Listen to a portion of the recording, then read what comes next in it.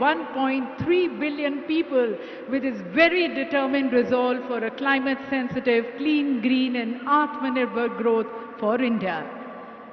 माननीय प्रधानमंत्री जी का हम कोटि कोटि धन्यवाद करते हैं। इंडिया एनर्जी वीक के पहले संस्करण इंडिया एनर्जी वीक 2023 को अपना नेतृत्व प्रदान करने का।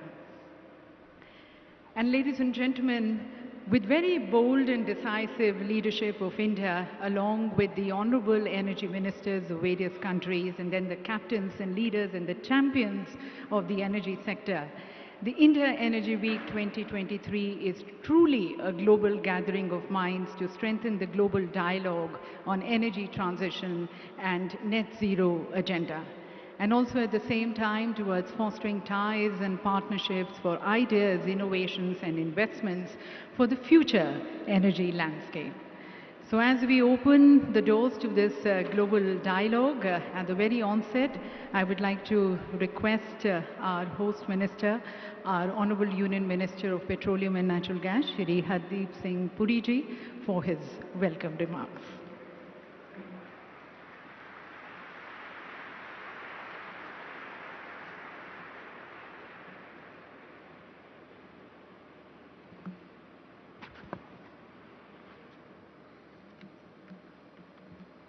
परम आदरणीय प्रधानमंत्री जी, महामहिम राज्यपाल माननीय तावरचंद गहलोत जी, माननीय मुख्यमंत्री जी, मंत्रिमंडल में मेरे सहयोगी रामेश्वर तेली जी, Excellencies, captains from the global oil and gas companies, pioneers of the green energy transition, friends in the media, ladies and gentlemen. It is my very proud privilege to welcome all of you to this first edition of India's flagship energy event, India Energy Week 2023 in the beautiful city of Bengaluru. As India's first comprehensive energy event covering the entire value chain in its year of the G20 presidency, IEW 2023 is a key discussion platform in the G20 calendar. The India Energy Week was born out of the Honorable Prime Minister's long-standing vision for India's role in the global energy transition while ensuring India's energy security, affordability and accessibility for her citizens.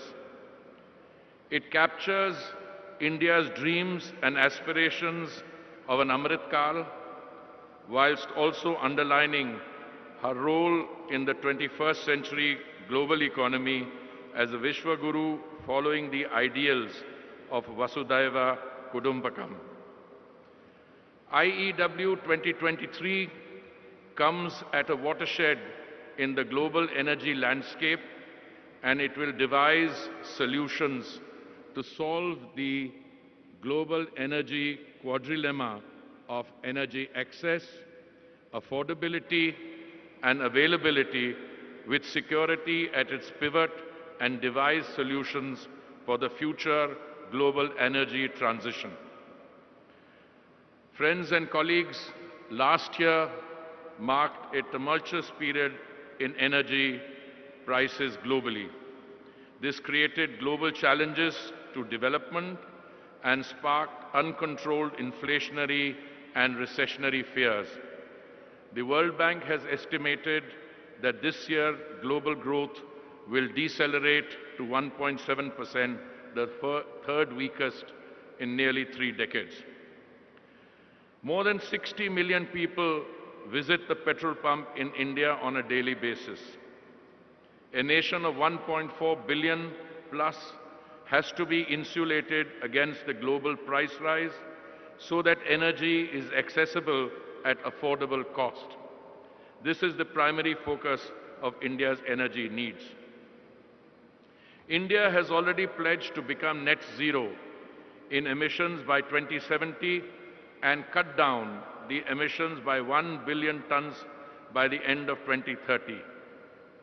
These commitments come despite India's historical contribution to global emissions since 1890 is about 4%, despite being the fifth largest economy and home to 17% of the world's population, and despite India's per capita emissions ranking the lowest amongst the G20 countries and about half of the global average.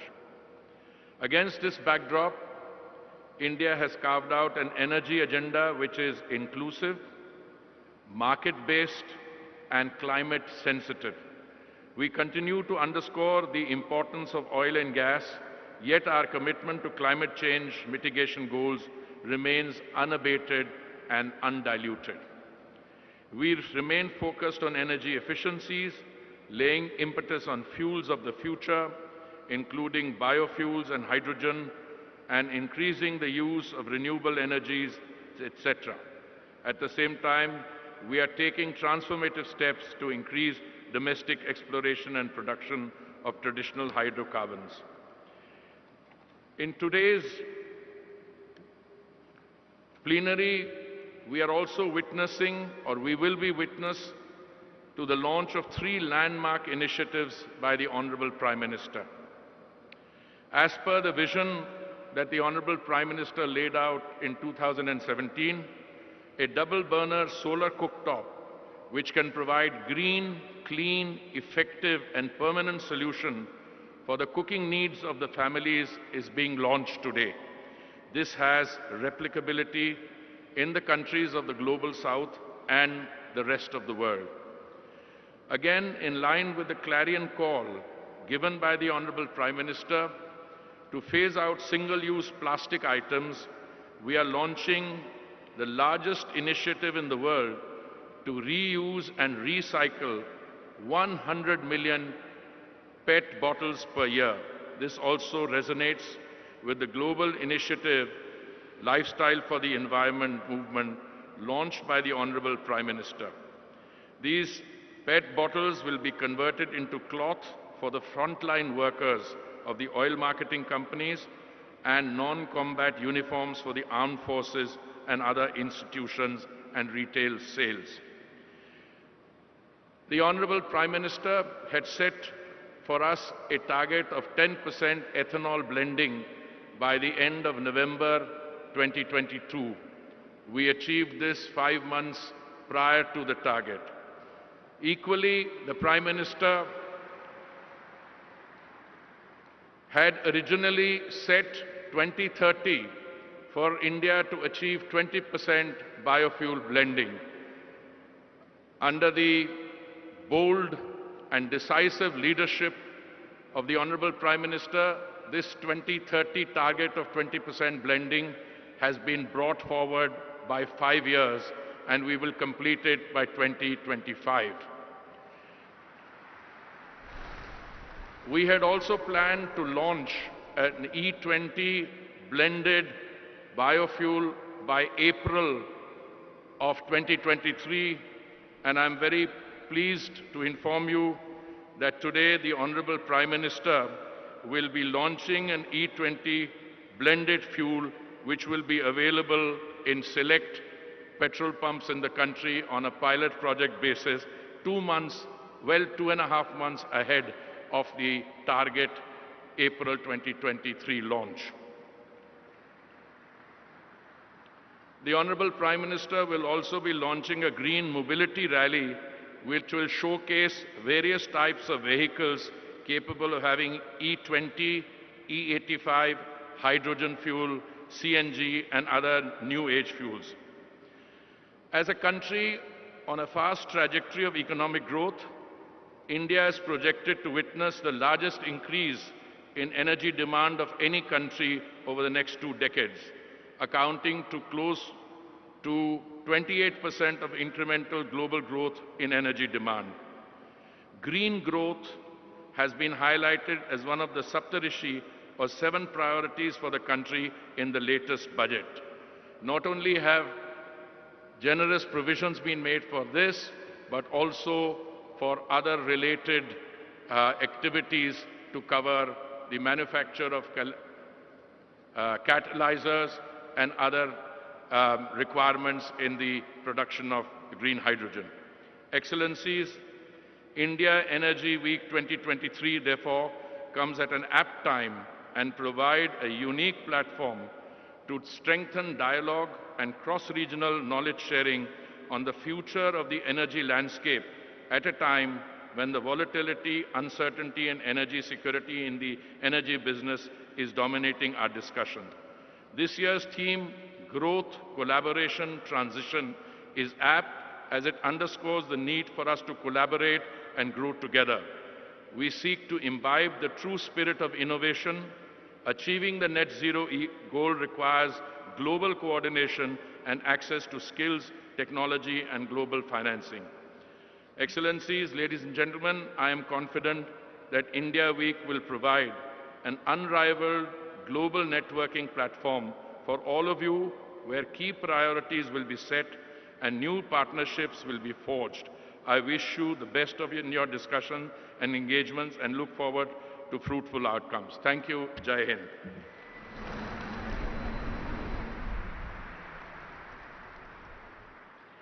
Thank you, Honorable Minister, sir.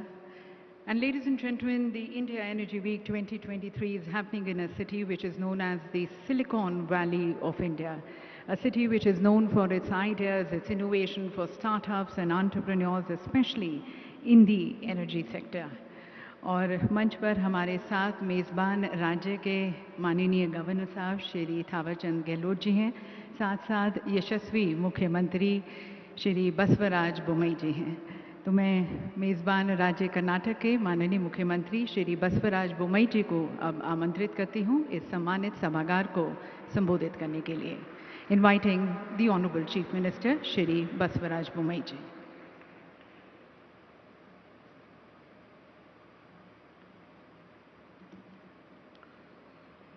ಎಲ್ಲರಿಗೂ ನಮಸ್ಕಾರ. Our respectful Honorable Prime Minister Narendra Modi ji, His Excellency Governor of Karnataka Thawarchand Gehlot ji, Honorable Union Minister for Petroleum and Natural Gases Sri Hardeep Singh Puri ji, Honorable Union Minister for State for Petroleum and Natural Gases Sri Rameshwar Teli ji,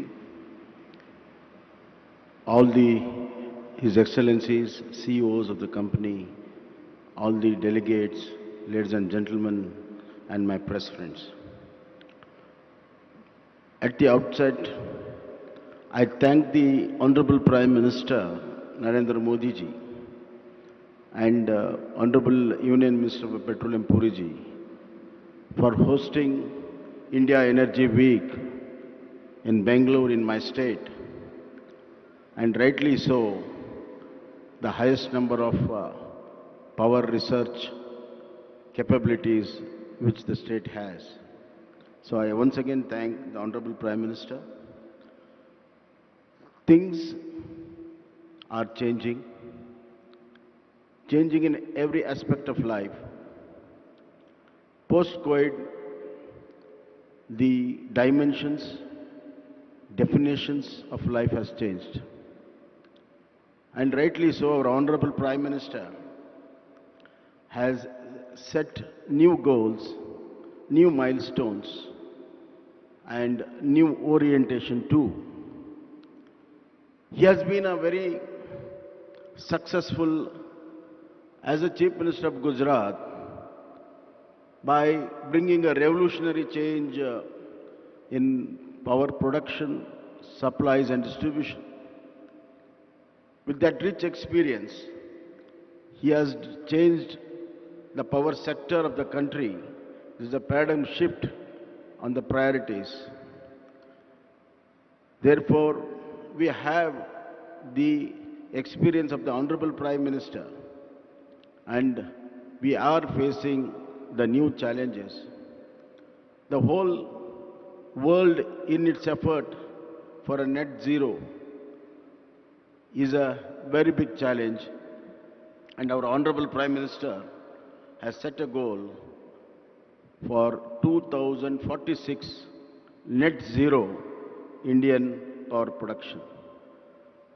Keeping that in mind, Karnataka is in the forefront of this transformation. And I am sure that this platform will give ample opportunity to lay a foundation and set a new orientation for the transferring the paradigm shift what we are expecting in the power sector. Karnataka is the highest renewable energy manufacturer in India. 50% of our power production is on by renewable energy. 15,000 megawatt we produce. Now we are going ahead with renewable energy pump storages and other kind of storages. Last month we had a global investor meet where more than 3 lakh crores investment in 9 proposals are there in green hydrogen power products. And more than 2 lakh crore of investment is expected in renewable energy. Therefore, our next 5 years will be a very crucial year to produce the renewable energy and new avatars of renewable energy, including hydrogen and ammonia.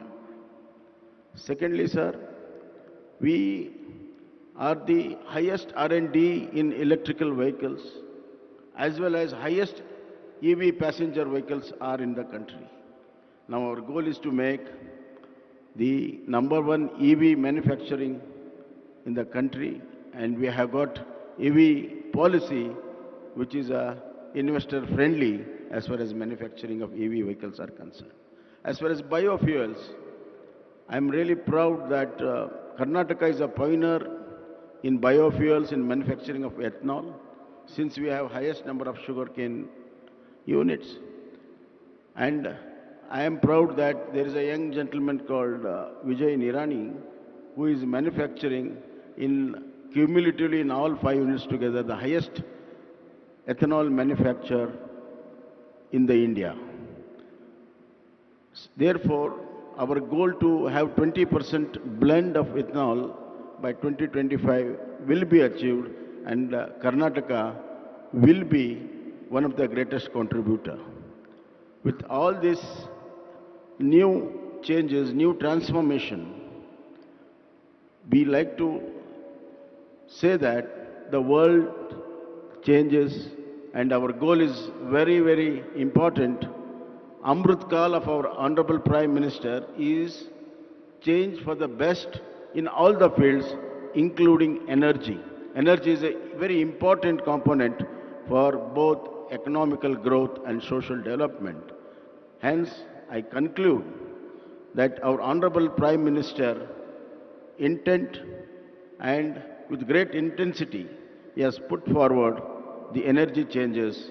The ultimate slogan would be maximum power with minimum emission. Thank you.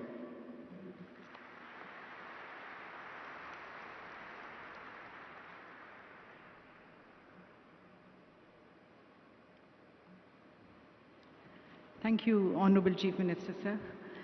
And ladies and gentlemen, in the very spirit of growth, collaboration and transition, which is the theme of the India Energy Week 2023, India, under the dynamic leadership of Honorable Prime Minister, is taking all the right moves towards moving to a more cleaner and greener energy.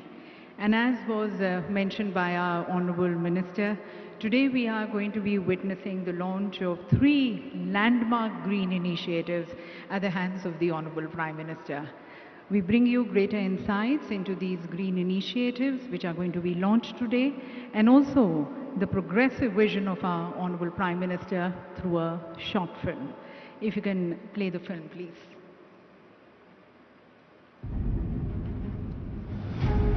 India, under the visionary leadership of Honorable Prime Minister Shri Narendra Modi, has become an emerging land of opportunities.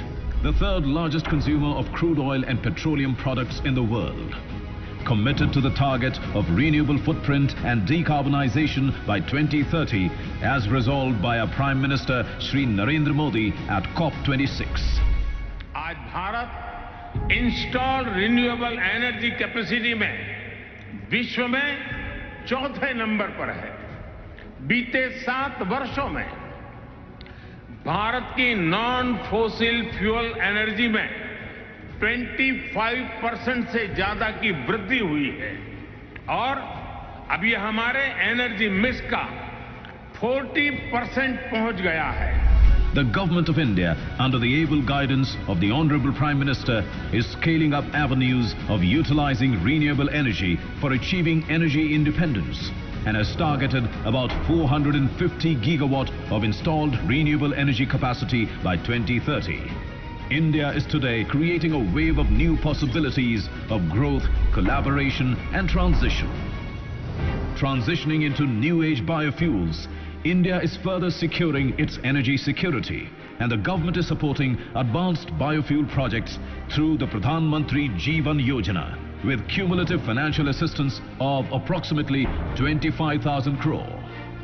Domestically produced ethanol has been identified by the country as a potential opportunity to reduce reliance on oil imports. India is all set to achieve the target of 20% blending by 2025. Which was advanced from the original target of 2030. Achieving the 20% ethanol blending target will result in forex savings of more than nearly 54,000 crore per annum. The Government of India is striving to increase farmers' income, and one key contributor to it is ethanol blending, which will increase the farmers' cumulative income by over 49,000 crore per annum. To further this vision, oil marketing companies are setting up 2G, 3G ethanol plants with total investment of 8,000 crore per annum. PM Shri Narendra Modi ji has called for a ban on single-use plastic. Inspired by his clarion call, Indian Oil, one of the energy majors of the country, has ventured into recycling PET bottles and converting it into yarn. More than 10 lakh uniforms of oil marketing companies will be weaved with the polyester made from the recycled yarn. And further, armed forces and other institutions for their non-combat uniforms are also adopting this raw material for their production. This green initiative, unbottled towards a greener future, will result in recycling of 10 crore PET bottles per year. एक क्षेत्र ऐसा है जो शायद बहुत बड़ा revolution ला सकता है। लोग अपने घर में सोलार एनर्जी से चूल्हा चलाएंगे जिस पर हर प्रकार की रसोई हो सके। Following the vision of Honorable Prime Minister of providing clean cooking fuel across the nation, Indian Oil is introducing an indoor solar cooking system designed, developed and patented by Indian Oil. A stationary indoor cooking solution capable of catering to the cooking needs of Indian households. Today at India Energy Week 2023, Honorable Prime Minister Shri Narendra Modi ji dedicates the double burner solar cooktop to the nation, launches Unbottled Towards a Greener Future initiative, and flags off vehicles running on energy efficient fuel to mark the launch of ethanol E20 grade fuel, which will be available in select cities of the country. India Energy Week 2023. Growth, collaboration, transition. तो TV सज्जनों, आपने देखा कि अब recycle पेट bottle से बनेंगे sustainable garments, और ये इंडियन ऑयल की हरित पहल है।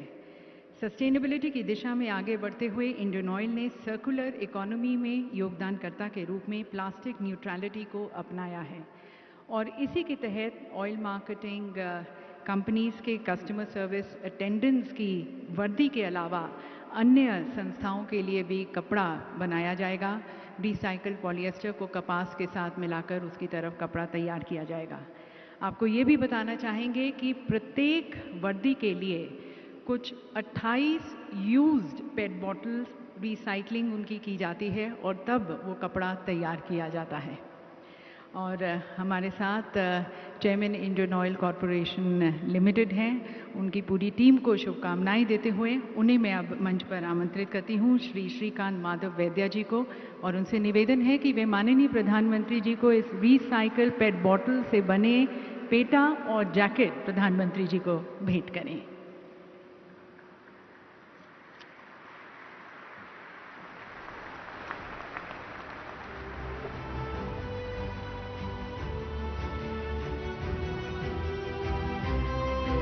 देवी सज्जनों, रिसाइकल्ड पॉलिएस्टर का उपयोग भारत में अपने फॉसिल फीडस्टॉक के आयात को कम करने के अलावा वस्त्रों की बढ़ती हुई मांग की भी पूर्ति करेगा।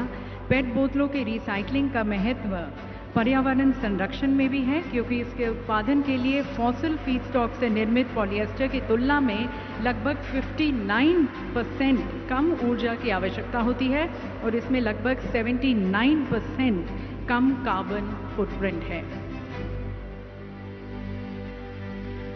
और अब हमारा अगला इनिशिएटिव थर्मल बैटरी से चलने वाला यूज़र फ्रेंडली और एनवायरनमेंट फ्रेंडली सोलर कुकटॉप। जी हाँ देवी सज्जनों, ये बहुत ही विशेष सोलर कुकर है और सूर्य के चमकने पर ये सोलर मोड में काम करता है, और जब धूप कम है या धूप नहीं है तब ये हाइब्रिड मोड में इलेक्ट्रिक ग्रिड के माध्यम से काम करता है। और जैसा कि आपने वीडियो में भी देखा और सुना कि इसकी एक और यूनिकनेस है कि आप इस पर दिन में या रात में किसी भी मौसम में और किसी भी प्रकार का खाना बना सकते हैं। तो मैं एक बार पुनः माननीय प्रधानमंत्री जी से निवेदन करती हूँ कि कृपया आप रिमोट का बटन दबाकर इंडियन ऑयल द्वारा विकसित twin cooktop indoor solar cooker का लोकार्पण करें।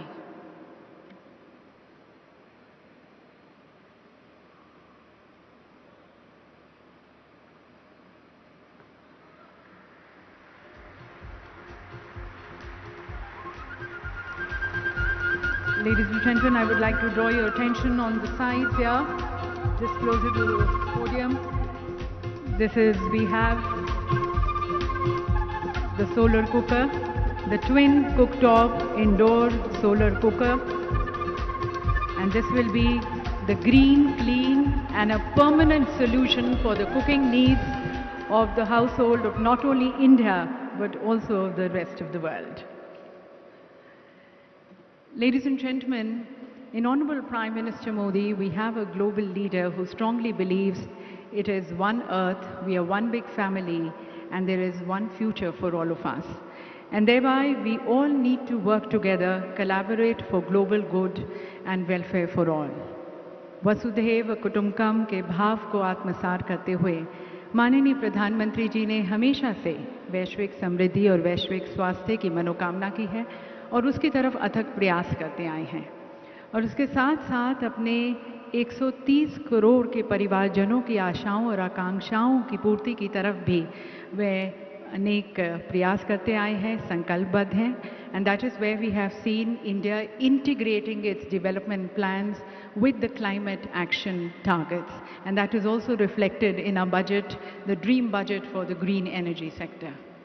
और आज जब विश्व के सभी देश एनर्जी सिक्योरिटी और एनवायरमेंटल सस्टेनेबिलिटी जैसे मुद्दों के साथ जूझ रहे हैं, हमारे प्रधानमंत्री जी का संदेश, उनकी अंतर्दृष्टि, उनके विचार यकीनन हम सभी का मार्ग प्रशस्त करेंगे।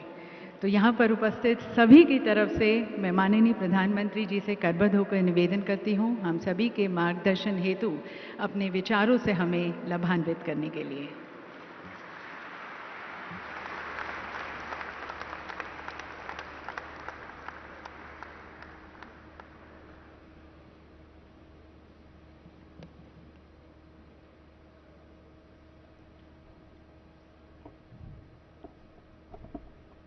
कर्नाटका के मुख्यमंत्री श्री बसवराज बोम्मई जी, केंद्रीय मंत्रिमंडल के मेरे सहयोगी श्री हरदीप पुरी जी, रामेश्वर तेली जी, अन्य मंत्रीगण, योर एक्सेलेंसीज, देवी और सज्जनों, इस समय तुर्की में आए विनाशकारी भूकंप पर हम सभी की दृष्टि लगी हुई है। बहुत से लोगों की दुखद मृत्यु और बहुत नुकसान की खबरें हैं। तुर्की के आसपास के देशों में भी नुकसान की आशंका है। भारत के 140 करोड़ लोगों की संवेदनाएं सभी भूकंप पीड़ितों के साथ है। भारत भूकंप पीड़ितों की हर संभव मदद के लिए तत्पर है। साथियों, बेंगलुरु टेक्नोलॉजी, टैलेंट और इनोवेशन की एनर्जी से भरपूर शहर है। मेरी तरह आप भी यहां की युवा ऊर्जा को अनुभव कर रहे होंगे। ये भारत की G20 प्रेसिडेंसी कैलेंडर का पहला बड़ा एनर्जी इवेंट है। मैं देश विदेश से आए सभी लोगों का इंडिया एनर्जी वीक में स्वागत करता हूं, अभिनंदन करता हूं। साथियों, 21वीं सदी के विश्व का भविष्य तय करने में एनर्जी सेक्टर की बहुत बड़ी भूमिका है। एनर्जी के नए रिसोर्सेज को डेवलप करने में, एनर्जी ट्रांजिशन में आज भारत विश्व के सबसे मजबूत आवाजों में से एक है। विकसित बनने का संकल्प लेकर चल रहे भारत में एनर्जी सेक्टर के लिए अभूतपूर्व संभावनाएं बन रही है। आप जानते हैं कि हाल ही में IMF ने 2023 के लिए ग्रोथ प्रोजेक्शन रिलीज की है। इसमें कहा गया है कि Bharat fastest growing major economy रहने वाला है। महामारी और युद्ध के प्रभाव के बावजूद 2022 में भारत एक ग्लोबल ब्राइट स्पॉट रहा है। एक्सटर्नल सर्कमस्टेंसेस जो भी रहे, भारत ने इंटरनल रेजिलियंस की वजह से हर चुनौती को पार किया। इसके पीछे मल्टीपल फैक्टर्स ने काम किया। पहला, स्टेबल डिसिसिव गवर्नमेंट। दूसरा, सस्टेन रिफॉर्म्स। और तीसरा, ग्रासरूट पर सोशियो इकोनॉमिक एम्पावरमेंट। बीते वर्षों में बड़े पैमाने पर लोगों को बैंक खातों से जोड़ा गया, उन्हें फ्री हेल्थ केयर ट्रीटमेंट की सुविधा मिली, सेफ सैनिटेशन, बिजली कनेक्शन, आवास, नल से जल और दूसरे सोशल इंफ्रास्ट्रक्चर की पहुंच करोड़ों लोगों तक हुई। पिछले कुछ वर्षों में भारत की जितनी बड़ी आबादी के जीवन में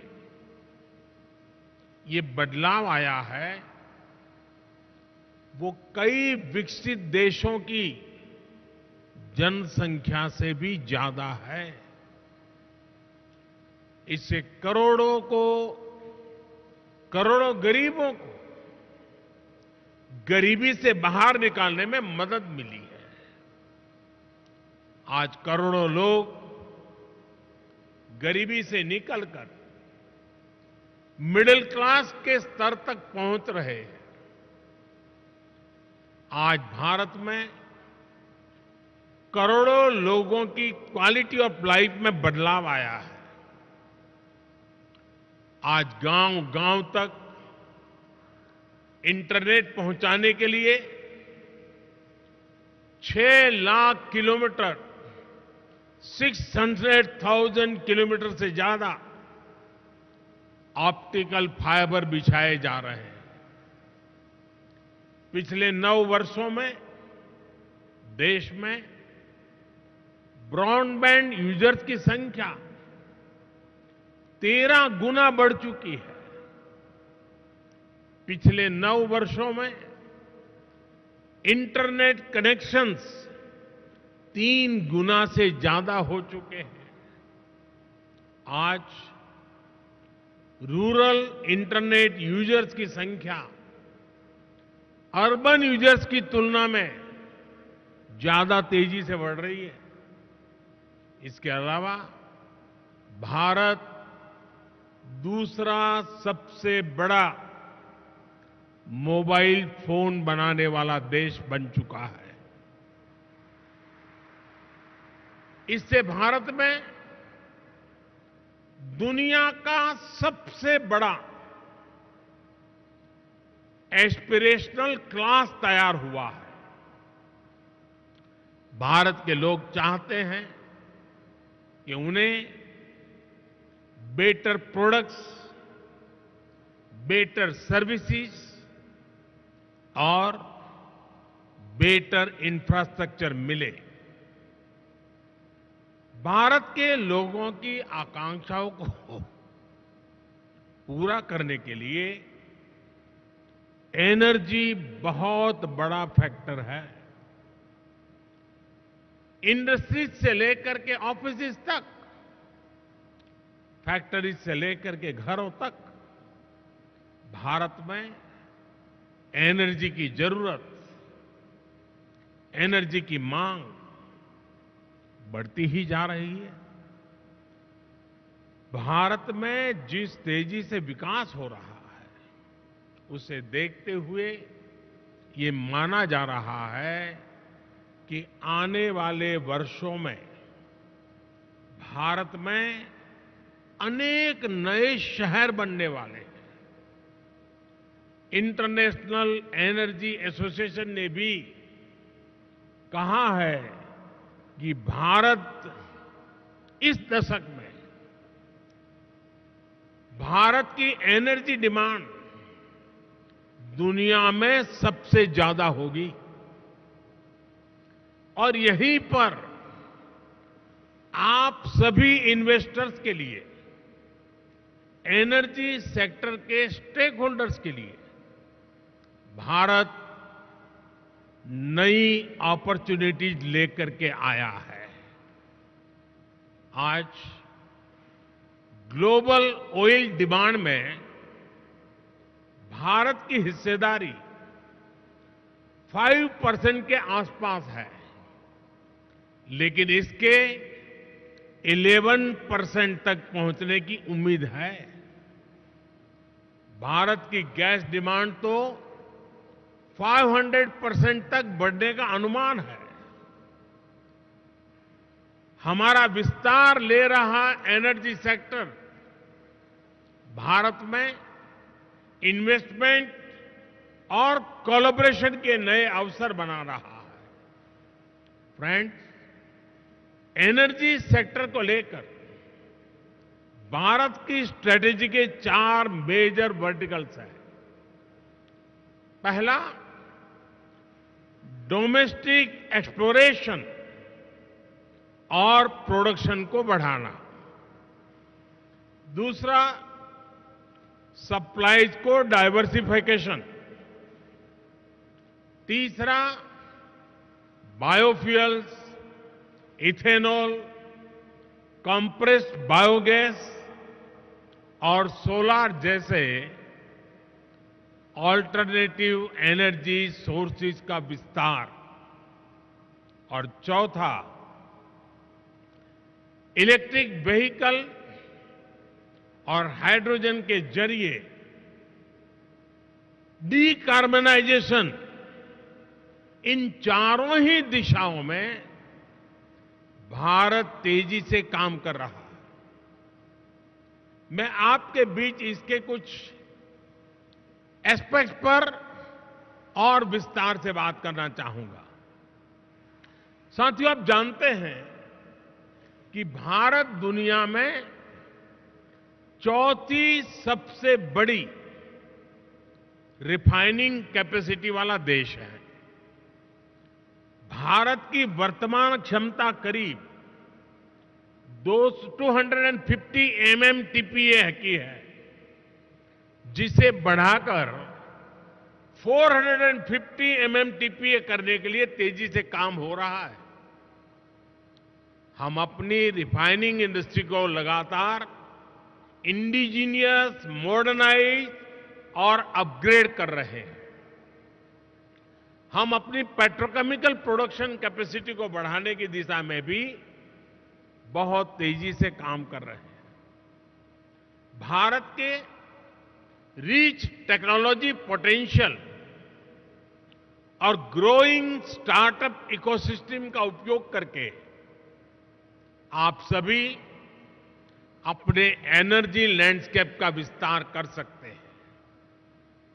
साथियों, हम 2030 तक अपने एनर्जी मिक्स में नेचुरल गैस कंजम्पशन को बढ़ाने के लिए भी मिशन मोड पर काम कर रहे हैं। इसे 6% से बढ़ाकर 15% करने का लक्ष्य तय किया गया है। हमारा वन नेशन वन ग्रिड ये विजन इसके लिए सभी जरूरी इंफ्रास्ट्रक्चर उपलब्ध कराएगा। हमारा प्रयास है कि एलएनजी टर्मिनल रीगैसिफिकेशन क्षमता को बढ़ाया जाए। 2014 में हमारी क्षमता 21 MMTPA की थी, जो 2022 में करीब दोगुनी हो गई है। इसे और बढ़ाने के लिए काम जारी है। भारत में 2014 के मुकाबले सीजीडी की संख्या भी 9% हो चुकी है और 9 गुना बढ़ चुकी है। 9 गुना, 9 टाइम। हमारे यहां 2014 में सीएनजी स्टेशन भी 900 के आसपास थे। अब इनकी संख्या भी बढ़कर 5000 तक पहुंच रही है। हम गैस पाइपलाइन नेटवर्क की लंबाई बढ़ाने की दिशा में भी तेजी से काम कर रहे हैं। 2014 में हमारे देश में गैस पाइपलाइन की लंबाई करीब 14,000 किलोमीटर थी। अब ये बढ़कर 22,000 किलोमीटर से ज्यादा हो चुकी है। अगले 4-5 साल में भारत में गैस पाइपलाइन का नेटवर्क 35,000 किलोमीटर तक पहुंच जाएगा। यानी भारत के नेचुरल गैस इंफ्रास्ट्रक्चर में आपके लिए निवेश की बहुत बड़ी संभावनाएं बन रही है। साथियों, आज भारत का जोर डोमेस्टिक एक्सप्लोरेशन और प्रोडक्शन को बढ़ावा देने पर है। ईएनपी सेक्टर ने उन इलाकों में भी अपना इंटरेस्ट दिखाया है जो इनएक्सेसिबल समझे जाते थे। आपकी इन भावनाओं को समझते हुए हमने नो गो एरियाज में कमी की है। इससे 10 lakh square kilometre area no go की पाबंदियों से मुक्त हुआ है। अगर हम आंकड़े पर नजर डालें तो नो गो एरियाज में भी ये कमी 98% से भी ज्यादा है। ये सभी निवेशकों से आग्रह करूंगा कि आप इन अवसरों को इस्तेमाल करिए, फॉसिल फ्यूल्स के एक्सप्लोरेशन में अपनी मौजूदगी बढ़ाइए। फ्रेंड्स, बायो एनर्जी के क्षेत्र में भी हम तेजी से आगे बढ़ रहे हैं। पिछले साल अगस्त में हमने एशिया की पहली 2G इथेनॉल बायो रिफाइनरी की स्थापना की। हमारी तैयारी इस तरह के 12 कॉमर्शियल 2G इथेनॉल प्लांट्स बनाने की है। सस्टेनेबल एविएशन फ्यूल और रिन्यूएबल डीजल की कॉमर्शियल उपयोगिता की दिशा में भी हमारे प्रयास जारी है। इस साल के बजट में हमने गोवर्धन योजना के तहत 500 नए वेस्ट टू वेल्थ प्लांट्स बनाने का ऐलान किया है। इसमें 200 कॉम्प्रेस्ड बायोगैस प्लांट्स और 300 कम्युनिटी या क्लस्टर बेस्ड प्लांट्स शामिल है। इसमें भी आप सभी के लिए हजारों करोड़ रुपए के इन्वेस्टमेंट के रास्ते बनने वाले हैं। साथियों, एक और सेक्टर जिसमें भारत विश्व में लीड ले रहा है वो है ग्रीन हाइड्रोजन का। नेशनल ग्रीन हाइड्रोजन मिशन 21वीं सदी के भारत को नई दिशा देगा। इस दशक के अंत तक हम 5 MMTPA ग्रीन हाइड्रोजन के प्रोडक्शन का लक्ष्य लेकर चल रहे हैं।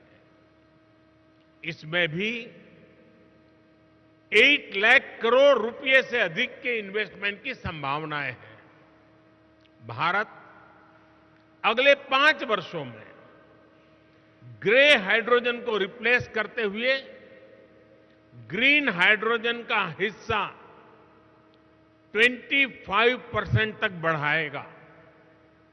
ये भी आपके लिए बहुत बड़ा अवसर होगा। फ्रेंड्स, एक और महत्वपूर्ण विषय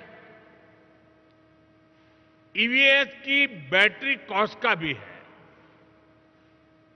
आज इलेक्ट्रिक व्हीकल में बैटरी की कॉस्ट 40 से 50% तक होती है। इसलिए इस दिशा में हमने 50 गीगावाट आवर्स की एडवांस केमिस्ट्री सेल बनाने के लिए 18,000 करोड़ रुपए से ज्यादा की पीएलआई स्कीम शुरू की है। देश में बैटरी मैन्युफैक्चरिंग फैसिलिटीज स्थापित करने के लिए एक अच्छा अवसर है।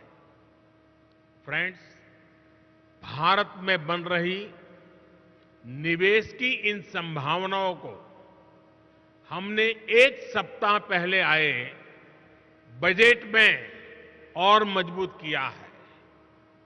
बजट में renewable energy, energy efficiency, sustainable transportation और ग्रीन टेक्नोलॉजीज को और एनकरेज किया गया है। इसमें 35,000 करोड़ रुपए प्रायोरिटी कैपिटल इन्वेस्टमेंट के लिए रखे गए हैं ताकि एनर्जी ट्रांजिशन और नेट जीरो ऑब्जेक्टिव्स को बल मिले। बजट में हमने कैपिटल एक्सपेंडिचर के लिए 10 लाख करोड़ रुपए का भी प्रावधान किया है।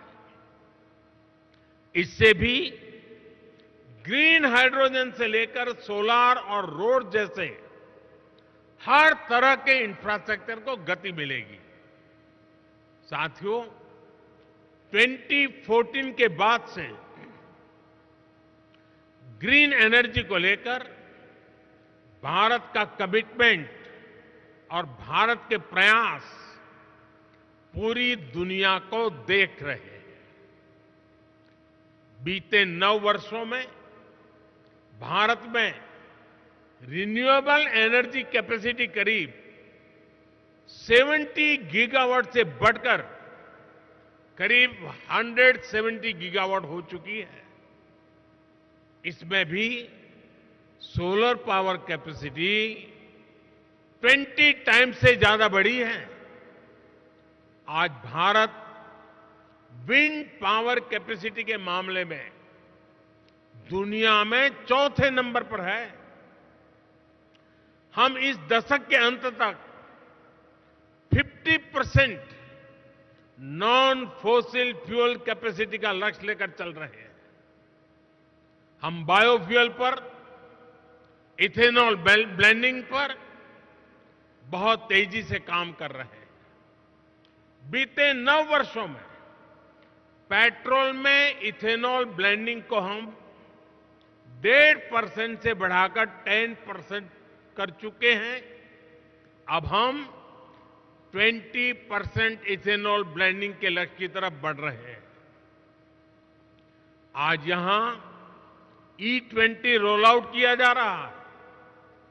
पहले फेज में देश के 15 शहरों को कवर किया जाएगा और फिर आने वाले 2 वर्षों में देश भर में इसका विस्तार किया जाएगा। यानी E20 भी आपके लिए देश भर में बहुत बड़ा मार्केट बनने जा रहा है। साथियों, आज भारत में एनर्जी ट्रांजिशन को लेकर जो मास मूवमेंट चल रहा है वो अध्ययन का विषय है। ये 2 तरीके से हो रहा है। पहला, एनर्जी के रिन्यूएबल सोर्स का तेज गति से एडॉप्शन कर, और दूसरा, एनर्जी कंजर्वेशन के प्रभावी तरीकों का एडॉप्शन। भारत के नागरिक आज बड़ी तेजी से एनर्जी के रिन्यूएबल सोर्सेज को अपना रहे हैं। सोलर पावर से चलने वाले घर, सोलर पावर से चलने वाले गांव, सोलर पावर से चलने वाले एयरपोर्ट, सोलर पंप से हो रही खेती, ऐसे अनेक उदाहरण हैं।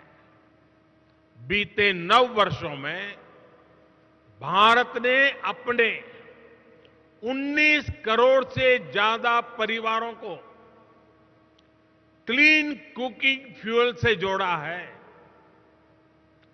आज जो सोलर कुपटॉप लॉन्च किया गया है वो भारत में ग्रीन और क्लीन कुकिंग को नया आयाम देने जा रहा है। उम्मीद है कि अगले 2-3 साल में ही 3 करोड़ से अधिक घरों में सोलार कुपटॉप की पहुंच बन जाएगी। इससे एक तरह से भारत किचन में क्रांति लाने का काम करेगा। भारत में 25 करोड़ से अधिक परिवार हैं। आप कल्पना कर सकते हैं कि सिर्फ सोलार कुपटॉप से जुड़े निवेश में आपके लिए कितनी संभावनाएं बन रही हैं। साथियों, भारत के नागरिक एनर्जी कंजर्वेशन के प्रभावी तरीकों की तरफ तेजी से शिफ्ट हो रहे हैं। अब ज्यादातर घरों में स्ट्रीट लाइट्स में एलईडी बल्ब का इस्तेमाल होता है। भारत के घरों में स्मार्ट मीटर लगाए जा रहे हैं। लार्ज स्केल पर सीएनजी और एलएनजी को अपनाया जा रहा है। इलेक्ट्रिक व्हीकल्स की बढ़ती लोकप्रियता इस दिशा में बड़े बदलाव के संकेत दे रहे हैं। साथियों, ग्रीन ग्रोथ की तरफ, एनर्जी ट्रांजिशन की तरफ भारत के बड़े प्रयास हमारी वैल्यूज को भी रिफ्लेक्ट करते हैं। सर्कुलर इकोनॉमी एक तरह से हर भारतीय की जीवन शैली का हिस्सा है। रिड्यूस, रीयूज और रिसाइकल का मंत्र हमारे संस्कारों में रहा है। आज इसका ही एक उदाहरण हमें यहां अभी देखने को मिला है। प्लास्टिक की वेस्ट बॉटल्स को रिसाइकल करके जो यूनिफॉर्म बनाई गई है, आपने उसे देखा है। फैशन की दुनिया के लिए, सुंदरता की दुनिया के लिए उसमें कोई कमी नहीं है। हर साल 10 करोड़ ऐसी बॉटल्स की रिसाइकलिंग का लक्ष्य पर्यावरण की रक्षा में बहुत मदद करेगा। ये मिशन लाइफ यानी लाइफस्टाइल फॉर एनवायरनमेंट को भी मजबूती देगा, जिसकी दुनिया को आज बहुत आवश्यकता है। इन्हीं संस्कारों पर चलते हुए भारत ने 2070 तक नेट जीरो का टारगेट तय किया है। इंटरनेशनल सोलर अलायंस जैसे प्रयासों से भारत इस सद्भावना को दुनिया में मजबूत करना चाहता है। साथियों, मैं आपका फिर आह्वान करूंगा कि भारत के एनर्जी सेक्टर से जुड़ी हर संभावनाओं को जरूर एक्सप्लोर करें, उससे जुड़े। आज भारत आपके इन्वेस्टमेंट के लिए दुनिया में सबसे उपयुक्त जगह है। इन्हीं शब्दों के साथ आज आप इतनी बड़ी तादाद में यहां आए, एनर्जी ट्रांजिशन वीक के अंदर शरीक हुए। मैं आपका अभिनंदन करता हूं, स्वागत करता हूं और अपनी वाणी को विराम देता हूं। आप सबको बहुत बहुत शुभकामनाएं। धन्यवाद।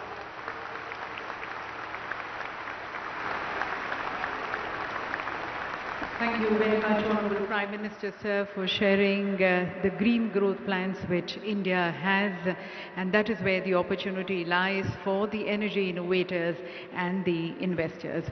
माननीय प्रधानमंत्री जी का बहुत बहुत धन्यवाद उनके सतत मार्गदर्शन के लिए, उनके पथ प्रदर्शक संदेश के लिए।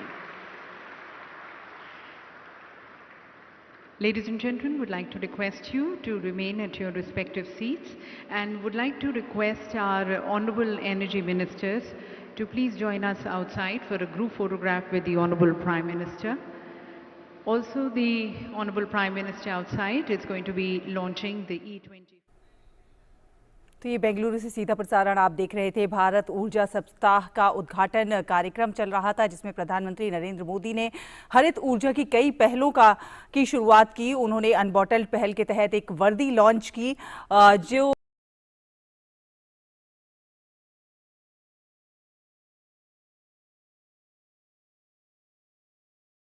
जब कोटक 811 के इंस्टेंट अकाउंट ओपनिंग से तन्मय का समय बच जाएगा, तब उस समय से वो कॉमेडी तो क्या अर्ज किया है, शायरी भी सीख जाएगा। कोटक 811 की डिजिटल बैंकिंग से अपने समय को सही काम पे लगाओ। ನಮಸ್ಕಾರ. ಇವತ್ತಿನ ನೇರ ಪ್ರಸಾರ ಕಾರ್ಯಕ್ರಮಕ್ಕೆ ತಮ್ಮೆಲ್ಲರಿಗೂ ಆತ್ಮೀಯ ಸ್ವಾಗತ. ನಾನು ಅಮೃತಾ ಯಾದವ್. ವೀಕ್ಷಕರೇ, ಮಾನ್ಯ ಪ್ರಧಾನಮಂತ್ರಿಗಳಾದ ನರೇಂದ್ರ ಮೋದಿ ಅವರು ಇವತ್ತು ರಾಜ್ಯಕ್ಕೆ ಭೇಟಿ ನೀಡ್ತಾ ಇದ್ದು ಹಲವು ಕಾರ್ಯಕ್ರಮಗಳಲ್ಲಿ ಭಾಗವಹಿಸ್ತಾ ಇದ್ದಾರೆ. ಪ್ರಧಾನಿಯವರು ಪ್ರತಿ ಬಾರಿ ಭೇಟಿಯಲ್ಲೂ ಕೂಡ ಹಲವು ರಾಜ್ಯದ ನಾನಾ ಅಭಿವೃದ್ಧಿ ಯೋಜನೆಗಳಿಗೆ ಚಾಲನೆ ನೀಡಿ ಹಾಗೂ ಪೂರ್ಣಗೊಂಡ ಕಾರ್ಯಕ್ರಮಗಳು ಮತ್ತು ಸುಧಾರಿತ ಸೌಲಭ್ಯಗಳನ್ನು ಲೋಕಾರ್ಪಣೆ ಮಾಡೋ ಒಂದು ಕೆಲಸದಲ್ಲಿ ಪಾಲ್ಗೊಳ್ತಾ ಇದ್ದಾರೆ. ಹಾಗಾದ್ರೆ ಮೋದಿಯವರ ಇವತ್ತಿನ ಕಾರ್ಯಕ್ರಮಗಳ ಒಂದು ಮುನ್ನೋಟ ನೋಡೋದಾದ್ರೆ, ಮೊದಲಿಗೆ ಭಾರತ G20 ಅಧ್ಯಕ್ಷತೆಯನ್ನ ಹೊಂದಿರುವ ಹಿನ್ನೆಲೆಯಲ್ಲಿ ಬೆಂಗಳೂರಿನ ಇಂಟರ್ನ್ಯಾಷನಲ್ ಎಕ್ಸಿಬಿಷನ್ ಸೆಂಟರ್ನಲ್ಲಿ ಇಂಧನ ಸಪ್ತಾಹವನ್ನು ಉದ್ಘಾಟನೆ ಮಾಡಲಾಗುತ್ತೆ. ಇದಾದ ನಂತರ ತುಮಕೂರಿನ ಗುಬ್ಬಿ ತಾಲೂಕಿನಲ್ಲಿ HAL ಹೆಲಿಕಾಪ್ಟರ್ ತಯಾರಿಕಾ ಕಾರ್ಖಾನೆಯನ್ನು ಉದ್ಘಾಟನೆ ಮಾಡಲಾಗುತ್ತೆ. ನಂತರದಲ್ಲಿ ರಾಷ್ಟ್ರೀಯ ಇದೆಲ್ಲದರ ಬಗ್ಗೆ ವಿಸ್ತೃತವಾಗಿ ಮಾತನಾಡೋದಕ್ಕೆ ಇವತ್ತಿನ ಕಾರ್ಯಕ್ರಮಕ್ಕೆ ಎಕ್ಸ್ಪರ್ಟ್ ಆಗಿ ಬಂದಿರುವಂತಹ ಚಿಂತಕರು, ಸಾಹಿತಿಗಳು ಹಾಗೂ ಪ್ರಾಂಶುಪಾಲರಾದ ಪ್ರೊಫೆಸರ್ ಸಿದ್ದು ಯಾಪಲಪರ್ವಿ ಅವರು ನಮ್ಮ ಜೊತೆ ಇದ್ದಾರೆ. ಬನ್ನಿ ಅವ್ರನ್ನ ಕಾರ್ಯಕ್ರಮಕ್ಕೆ ಸ್ವಾಗತಿಸೋಣ. ಸರ್ ನಮಸ್ಕಾರ, ಕಾರ್ಯಕ್ರಮಕ್ಕೆ ತಮಗೆ ಆದರದ ಸ್ವಾಗತ. ಸರ್, ಇವತ್ತಿನ ಇಂಧನ ಸಪ್ತಾಹ ಅಥವಾ ಇಂಡಿಯಾ ಎನರ್ಜಿ ವೀಕ್ ಇದೇನಿದೆ, ಇಂಧನ ಪರಿವರ್ತನೆಗೆ ಭಾರತವನ್ನು ಜಾಗತಿಕ ಒಂದು ಶಕ್ತಿ ಕೇಂದ್ರವಾಗಿ ಬಿಂಬಿಸುವ ವೇದಿಕೆ ಅಂತಲೇ ಹೇಳಬಹುದು. ಇದ್ರ ಬಗ್ಗೆ ಹೇಳೋದಾದರೆ, ನಮ್ಮ ಜಗತ್ತಿನಲ್ಲಿ ಇವತ್ತು ಜಾಗತಿಕ ತಾಪಮಾನ ಹೆಚ್ಚಾಗಲಿಕ್ಕೆ ಅತಿಯಾದ ಇಂಧನ ಬಳಕೆ ಕಾರಣ ಅಂತಿದೆ. ಅಂದರೆ ನಾವು ಬಳಸುವಂಥ ವಾಹನಗಳು ಮತ್ತು ಬೇರೆ ಬೇರೆ ಕಾರಣಗಳಿಂದ ನಾವು ಇಂಧನಗಳನ್ನು ಬಳಸ್ತೇವೆ. ಏನಿದೆ ಅಂದರೆ ಕೇವಲ 2